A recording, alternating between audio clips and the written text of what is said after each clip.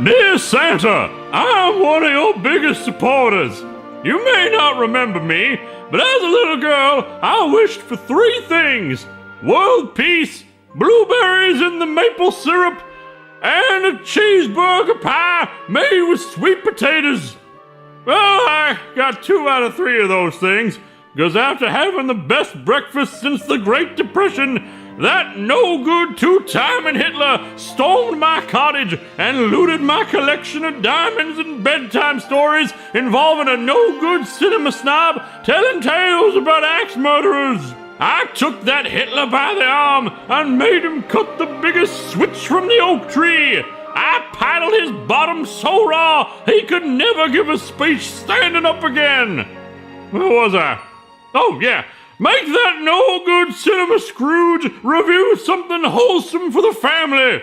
And throw in that mean old nostalgia Critic for saying naughty things about my grandson, little Matty Broderick. Sincerely and passionately, your luscious red-nosed Christmas warrior, Fat Grandma. P.S. You can join me in any of my reindeer games. Woof! Jiminy Christmas! Now that's what I call some rankin' sass! Pardon the blushing, boys and girls, but as you know, Santa Christ brings all the ho-ho-hos to the yard! Now about that crossover. Hey! Do you mind getting the hell out of here? We're reviewing a movie! You don't have to tell me twice, children. Last time I got stuck with you two, I got horsewhipped and developed a new fetish in the process. Merry Christmas! Ho, ho, ho! Cameo. Wow, what a coincidence he was reading a letter to Santa, seeing how that's exactly what today's movie is about. What do you mean? I thought we were finally going to talk about I Saw Jesus Die, the Jesus porno. You wish. No, I don't. Trust me, this is far scarier. The film is called Dear Santa, because that's much easier than calling it A Very Play Misty for Me Christmas. It's one of about 1,000 cynical holiday tie-ins that aired on Lifetime, and it's about a young, wealthy socialite who is determined to find a new man so hard that she follows a Dear Santa letter all the way to a father and daughter that she soon stalks. That sounds terrifying. If by terrifying you mean warm and uplifting. It sounds as warm as old eggnog found on the radiator and as uplifting as a dead puppy found in your stocking. What in God's name was your childhood like? Ask the wooden spoon indentions on my ass. Actually, this movie does seem up my alley. It begins with an ejaculation scene. All serious films begin with credits that look like a kindergartner's interpretation of Comic Sans. The world's friggin' worst mailman loses some of his mail, and a Dear Santa letter makes its way to our, hero, Crystal Carruthers. Imagine if she got a letter to Penthouse, then she'd definitely buy this sexy Santa outfit to seduce Willie from Bad Santa. Crystal has never had a job in her life because she's been supported by her wealthy parent. By the size of my last credit card bill, I'd assume you've been dressing all of the Upper East Side. Okay, if her parents are that rich, how come they can't afford to go on a vacation that isn't green screened? Mom is given no choice but to financially cut Crystal off so she can find a man. I'm on it. I promise. Fine, you have until Christmas to sort it out. Oh, and dear, that sweater was far too tangerine for your complexion. At least her sweater didn't have to be green screened in. Hey, don't knock green screen vacations. I know someone who frequents that same vacation spot every year. Of course, instead of immediately looking for a job, Crystal reads letters from children. The letter is from a 7-year-old Olivia who wishes for a new dad. And also a copy of Sleepless in Seattle. It's only slightly less creepy. Crystal then writes back to tell her that there's no Santa. What happens then?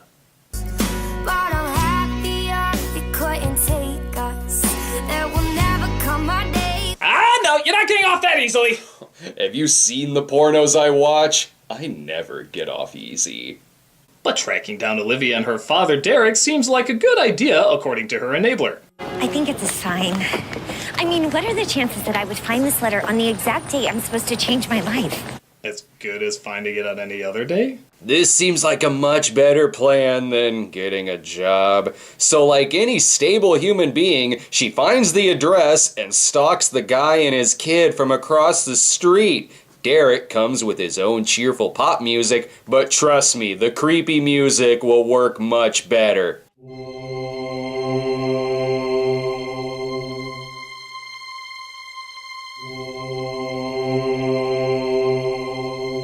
Oh, it gets even creepier. And I mean follows him and watches him through a window creepier. I never thought I'd say this, but I think Clay Walsh from Old Fashioned has found his match in this girl. At this point, I'm shocked she doesn't actually sniff the mitten Olivia leaves behind. It'd only be the third creepiest thing she did in this. Joke's on him though, she filled that mitten with dog shit. Crystal follows Derek to work by sneaking into his community soup kitchen. Hey, Derek, the creepy eyes are a real thing. Don't let this creeper work in your soup kitchen. He hires her to work in his soup kitchen. Ew, a hairnet, poor people hats! But here's her chance to identify with the common folk. Oh, wait.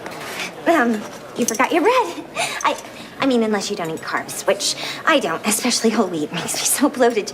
To be fair to Crystal, before this, she only heard of homeless people in fairy tales. Hey, what's your opinion on gay blackface? I don't know, do movies still do that? Was the gay best friend your favorite character in The Killing Joke? No, the end credits were my favorite character in The Killing Joke. Then meet Soup Kitchen Chef Pete. Honey, you better soak that pot or else you're gonna be scrubbing away that manicure. Pete Kennedy, chef extraordinaire. Crystal Carruthers. Oh, and sweetie, ditch the hairnet. Just make sure your hair is up and away. How often does he volunteer? Volunteer? Sweetheart, he runs this place. Wait a minute. Pink chef's outfit, earring in the right ear, lip gloss. I think Pete might be straight. Edible, isn't he? And he's a fucking cannibal! Derek has changed into his afternoon flannel while Crystal is promoted to Soup Kitchen bar wench. But now she finally gets to meet Olivia, the writer of the Dear Santa letter. I had to play the cello for 3 years. I hated it too. My grandmother told my dad I should start playing an instrument. Well, at least you can keep your nails. Me, I couldn't even have a French manicure. And don't even get me started on the clothes. Hey, remember that show, The Simple Life? Why would you remind me of early 2000s reality television? Because our country let that happen, just like they let cynical Lifetime Christmas movies happen. There's a subplot in the film about an older homeless man who refuses to ever go indoors. Something about letting cooks walk around with no hairnets and the chef getting lip gloss on the silverware? I don't know. Bad news though, Derek has been casually dating Jillian. Good thing I always keep the creepy music handy.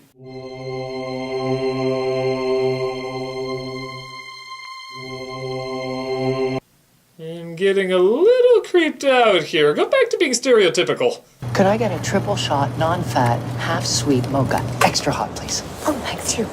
For short, I call it the Hot Carl. Pete is on Team Crystal as he tells her she has it all, being a creepy imposter that he's only known for half a day. Clearly that makes Crystal a better person than Jillian, who is simply in love with Derek and has known him for years. Why can't everybody have a magical gay best friend who always has the best advice at just the right time?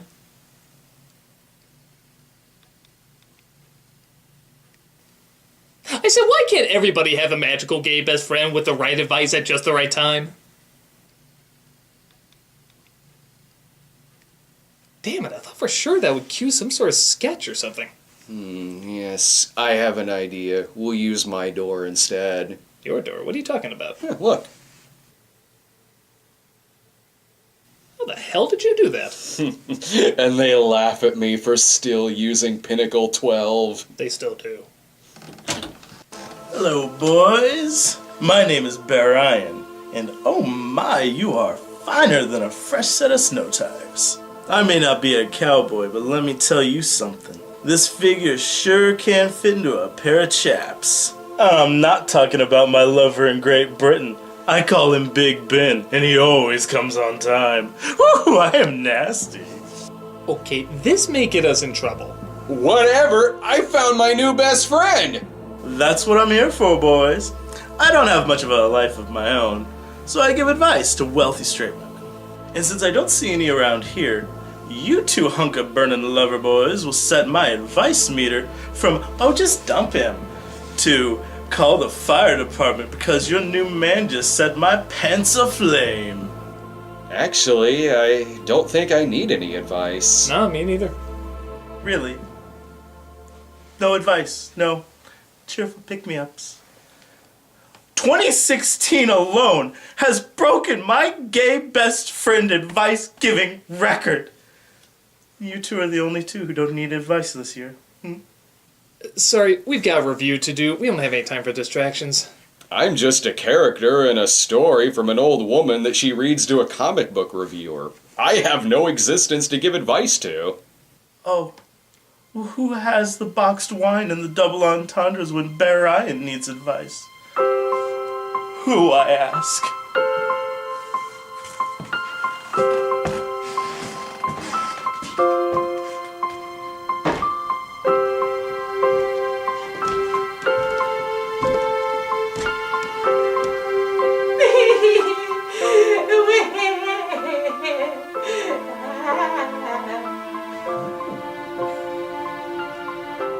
Bear Ryan, huh? I write drunk. Crystal waits for Derek and Olivia to show up at the ice skating ring so she can make a fool out of herself. Thanks. Meant to do that. That was amazing. Can you teach me how to do that twirly thing? Why would you want her to teach you? You just fell over and almost broke your ass. Like any responsible adult, he leaves her with Crystal. He'd be better off leaving her with Glenn Close from Fatal Attraction. At least she'd get a roller coaster ride out of it. Yes, but then we wouldn't have those dropouts from 90s bully school. By the way, I love the purple helmet. I think I saw a kindergartner wearing the same one. In case you didn't know, pigtails are all the rage right now. Vanessa Hudgens. I guess that's why Zach broke up with her. BTW, the hat, so last year. God damn it, I accidentally sat on the remote. How do you turn off the foreign language? Crystal figures out there's more to life than lattes and shopping. Yeah, that's her exact words. So she takes up wanting to break up Derek and Jillian. Now I finally get the hyena reference. Oh my god, she laughs when he says something funny, and she gives the coughing guy a napkin before Crystal gets a chance to. Fucking whore. Yes, but she scoffs about it and throws her gloves away. Because in order to be a good person, you have to like having coughed up germs and bits of food on your hands. Crystal is much better. She gives George R.R. Martin her scarf so he can finish writing his books. Not to mention she brings in her spices from home. Wow, salt! She even gives the homeless people clothes, which would seem nice if it didn't feel like she was doing this only to get Derek's attention and to one-up Jillian. Dollar store Scott Wolf is delighted by this, but oh no! Eviction notice! This could have been avoided if they didn't spend their budget to special order Pete's chef's outfit and lip gloss from Paris. Derek asks Crystal if she can babysit, in the hopes that this is the same universe from When a Stranger Calls. The only thing I ever watched was a school hamster, and it died a slow death somewhere in the walls of my parents' condo. Ready? And she kills animals! Well, it doesn't take Crystal too long to almost set the place on fire. She has a full spice rack, but can't even make beans. This so wouldn't have happened if they had a copy of Ain't No Mountain High Enough playing in the background. If only Pete gave her babysitting advice. Oh, he did. I've never babysat anything in my life. Seriously? I thought all of us preteen girls babysat. Not me. God damn it, movie! Gay men and preteen girls aren't the same thing! Olivia and Crystal soon bond over their mutual hatred for Jillian. All she ever talks about with my dad is, remember when we did this? Remember what happened when? Blah, she reminisces about old times with her dad because they knew each other for years. Skankosaurus! Too bad Dad came home. I'd rather keep watching Merlin's Magical Christmas. There's more important things, though, like Derek giving Crystal his relationship backstory. I know I could never replace Laura. I mean, Laura was... she was... special. And Jillian, I mean, she's... I don't expect to feel the same way that Laura made me feel. You two just met! What's next? He's gonna ask her to spend the night? Look, you were sleeping. Why don't you just crash? I swear I don't ask all the babysitters this. Oh my, his lights are all tangled, much like his love life. Am I right, ladies? Meanwhile, Jillian, that Hitler's harlot, is disappointed to see that a strange woman has spent the night. I'm sorry, I completely forgot we had a brunch date. How dare Jillian be pissed off that Derek stood her up to spend time with the unstable Crystal who he just met? Can Jillian possibly be a bigger party pooper? Daddy, Yes, baby. Crystal said she'd take me shopping sometime. Oh, that sounds like fun. Sweetheart, do you really think that's such a good idea? I mean, we don't know much about Crystal, do we? She's right!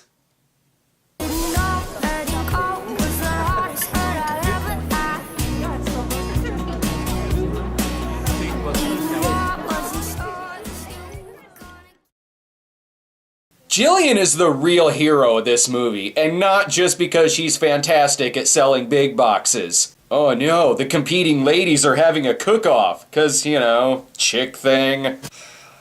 5, 4, 3, 2, 1.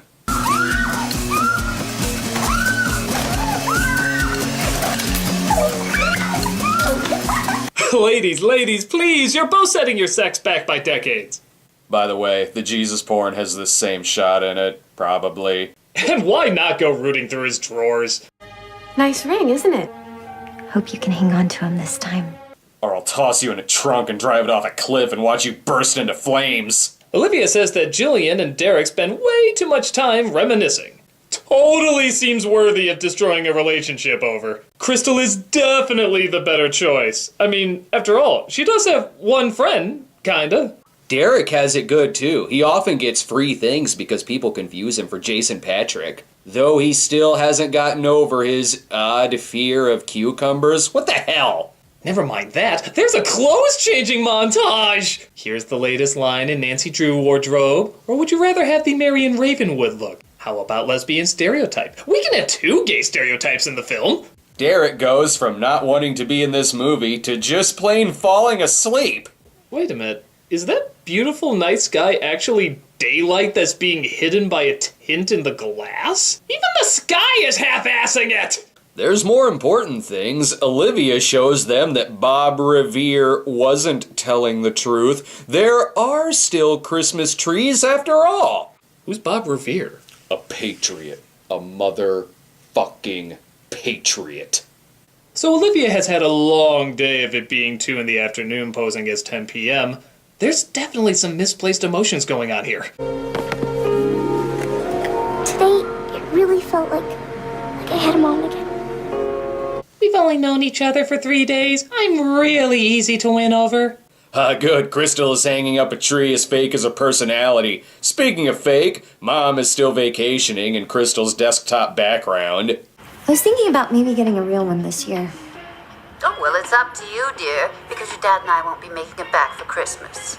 There's a surprise? What was that? That's all up to you, honey, so long as we can still keep this fake beach. Unfortunately, there's a totally real emergency. Hello? He's going out with that witch again.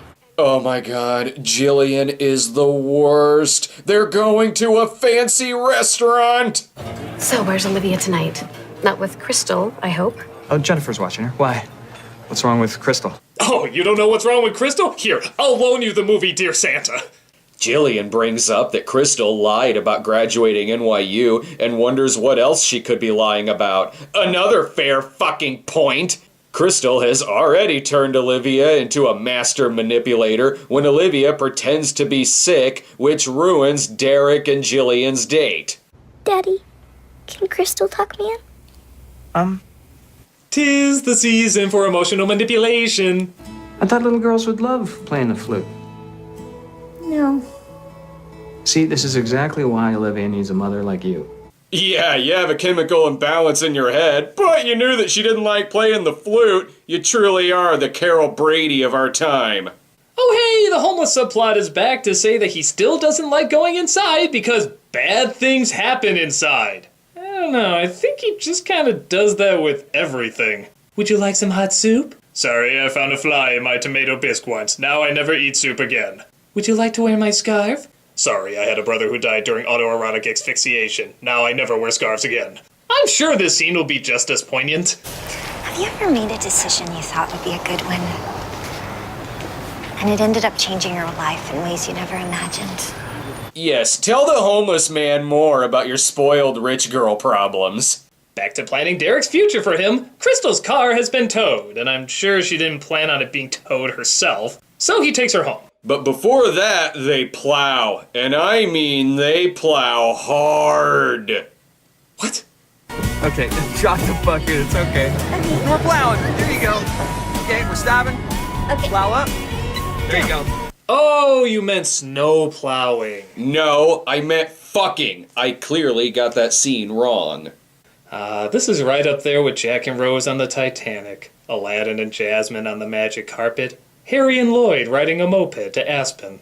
Derek invites Crystal to a Christmas party at his house. Don't know why he had to do that. She would have just randomly showed up anyway. Thankfully, she has Pete to give her more advice. Ooh, what about this? Oh no, sweetie, it's a little too breakfast at Tiffany's. Yeah, breakfast at Tiffany's had far less stereotyping. Doll, you had a moment. The two of you plowed snow together. I mean, that's one step away from, well, plowing. Stop it. Good lord. I really hope Bear Ryan gives better advice than this cartoon of a character. And that's when he told me, woman, if you don't get your poodle skirt wearing, Coca-Cola sipping, miniature golf playing hussy of a sister out my house, I'm shutting off the sex pipe. He was talking about his penis. Oh my god, honey. I am so glad you came to me with this information, and you're gonna be too. Cause looky here, the way to fix that no-good man of yours, you just need to ask him the right question.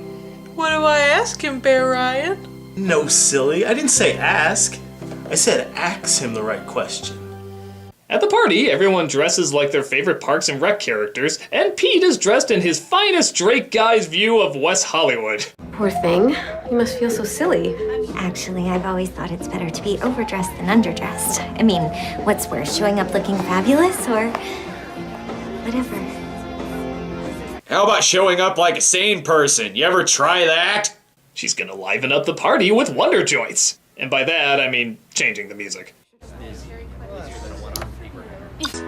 Dear Blender, you won't blend into the background with us in your home. Won't you help the first offender? In the kitchen, they're busy making the opening credit sequence from American Psycho. I remember when I once deep-throated a glass of Jack. Oh, you bitch! Here, try this magical drink I invented. It's called eggnog with booze in it. Say, Crystal has found her new true love, Leon Thomas! Hey, Sean Hayes called. He wants to thank you for making Jack look as influential as Harvey Milk.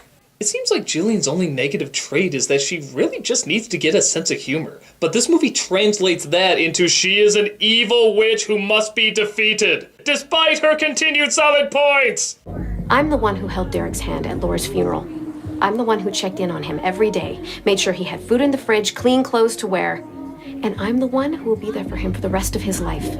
My god, how dare she have random acts of kindness towards Derek? This movie would make Jesus look like a villain. Just know I'm onto your lies. Good. Now it seems we finally have something in common. Crystal's the only one who has been lying! Derek's trying to figure out why girls always have to hate each other in these kind of movies.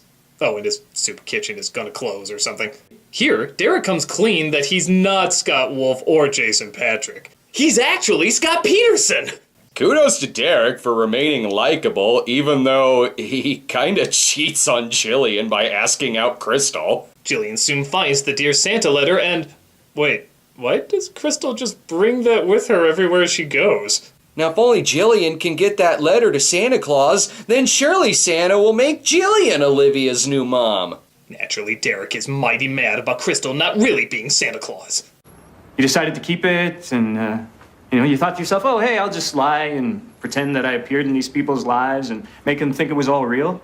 You know, when you say it out loud, that makes me sound really crazy. Also, yeah, every negative thing he's saying is right. Still, she gives him a present for Olivia. It's what Olivia always wanted, a boiled rabbit. Okay, I'll give it to her, but I'm telling her it's from me. Mom calls in again from her local TV spot to tell her that she's officially cutting her off by sending her more money. I said, what? Derek has to break it to the rest of the staff that this is the last act of the movie, so he and Crystal have to be on the outs for the remaining 20 minutes. It's obligatory in every rom-com. And everybody really knows that the kitchen is closing because of Pete's expensive wardrobe. Let's get him! Derek has it way worse. He has to tell Olivia that the sociopath who's been in their house won't be around anymore. It's complicated. No, it's not. It's not complicated at all. Just won't give her a chance. You won't give anybody a chance. Liv. You're 7. You still believe in Santa. Piss off. But hey, Crystal is a better person now. She realizes this from a homeless woman who she walks away from, not giving her a dime. Not even a fucking turtle dove. She has homeless Frank to take care of instead. I celebrated Christmas once. The puppy mom gave me suffocated in the box before I could open it. Now I never celebrate Christmas again. Crystal makes a deal with Frank that if she can get the soup kitchen back up and running, he'll have to go indoors. And given that he's played by an actor named James Dugan, he also has to coach a women's baseball team. Better take care of this quick. Derek's about to propose to Jillian. All I can say is thank goodness I found that letter. I mean, Lord knows what she was planning. She could have been some kind of stalker, femme fatale. No, not could have been. She was a stalker. Why does this movie hate its real hero so much? Now he's having second thoughts about asking Jillian to marry him. Seems wise. Just 24 hours ago, he asked another woman out on a date. This movie needs another montage. That way Crystal can lurk around the ice skating rink to find more families to follow home. She got the soup kitchen open back up, but not because she likes the homeless. It's because she can now totes get back on Derek's good side. But not before Derek gets gay guilt-tripped. Someone settled with the bank. Who? Someone who cares about this place as much as you do. Someone you used to care about before you jumped to conclusions. No, dressing up like a Ken doll with a neck bandana that's code for water sports is jumping to conclusions. Derek's just looking out for his goddamn daughter. Such a great influence Crystal is. Olivia has run away from home at the prospect of this stranger not being in their lives anymore. How on earth are they ever gonna find her in New York City? Oh, there she is. Okay, but how is Derek ever gonna find where? Oh, he found them. My heart hurt for so long that I stopped listening to it and only listened to what my head was telling me was right. I hope it's not too late for me to start listening again to my heart. No, you should be listening to your head. And to think you left her alone with Olivia. I don't think she'd hurt Olivia. You don't know that. See, listen to her. Now the real storyline can be wrapped up. The reason why homeless Frank doesn't go indoors is because he has a gambling addiction. And while he was in an indoor casino, he lost everything years ago. So he hasn't been inside in decades? Yeah, that's easier than going to Gamblers Anonymous. So, yeah, here's a thought. Maybe instead of being afraid to go indoors, you should be afraid of gambling. Like, what you're doing now. Making a bet. Maybe this is what got you into this whole predicament. Not going indoors, fucking gambling. Yeah, but stay outside. That'll totally work out for you. You're gambling! I guess that really is the plot lines being wrapped up, as when Jillian leaves from dinner, that is the last we ever see of her. Maybe she's out getting Pete a pink Santa outfit. He just looks weird now. And that's Dear Santa. By God, I honestly don't know what to say about this movie. I know what to say. This is the greatest Christmas I've ever had in my life. I found the soup kitchen that was about to close, and then this big city socialite came in and answered my letter to Santa. So she gave me spiked eggnog, told me I'd be a fantastic replacement for her dead husband, and then stole all of my change, cooked my dog in a pot roast, and burned all my pictures of my children. I am never going indoors again. Hilarious. Anyway, Dear Santa is what you get when you feel like Miracle on 34th Street wasn't enough like Misery. Amy Acker's lead character is so creepy that no wonder she stars on a show that's literally called Person of Interest. But what are you talking about? The reviews for this film said they featured good old-fashioned values. Yeah, not to sound like a broken record, but I know exactly what kind of old-fashioned values this movie represented. Finally, I thought the old bag would never kick off. The movie's message is all over the place. Our lead character has to find a man or a job or her allowance will be cut off. So she stalks a family and breaks up an engagement. And the movie tries desperately hard to make the only person in the movie with common sense seem like the villain. She never really seems to learn a lesson. Everything she does appears to be for her own benefit and no one else's, including getting a 7-year-old to partake in her own manipulative schemes. I, for one, expect more out of a movie directed by 90210 star Jason Priestley. Why? Why would that possibly make you expect more out of this movie? Because you know how the lyrics go. I need you to warm me, to calm me, to love me, to help me dream of my dreamy Christmas, Jason Priestley. Anyway, the film was also written by Barbara Kim Licka, who has made a career of writing Lifetime Hallmark conveyor belt Christmas films, such as A Bride for Christmas, Merry In-Laws, Christmas in the City. These are such cookie-cutter films that one of them is actually called A Cookie-Cutter Christmas. Not only that, she's also written softcore gay porn films such as David Dakota's 1313 Boy Crazies. Wait a minute. Softcore gay porn? The Pete character was gay! You're just now figuring that out? Well, we wouldn't want there to be any loose ends! I'm not sure if murdering my boyfriend is the best idea, Bear Ryan. I've seen those acid wash jeans of his. His crimes against humanity aren't just a murder of fashion. It's a full-blown fascist. You'd be doing us all a favor, honey. I'm just nuts. Aren't I, Mr. Squirrel? That's just what I needed to hear. Bear Ryan, you're under arrest. We've had reports of a stereotypical gay man going up to random strangers and giving them bad advice, which has led to a string of axe murders. Oh dear. Don't slap me on the wrist too hard. You know I bruise easier than a ripe banana. You're not getting a slap on the wrist. You're going to prison for murder. Try and catch me. I'm a cat now. Meowsers!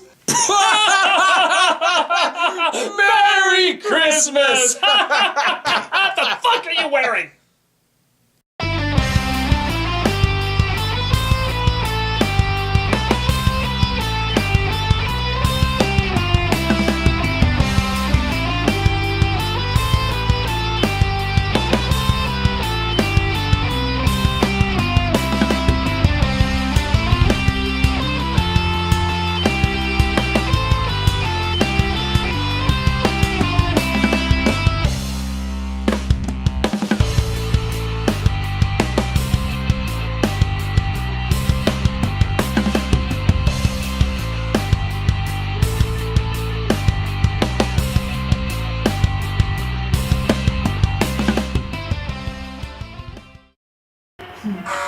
Oh, we're just about to set sail. Hope you're busy turning things around. Kisses.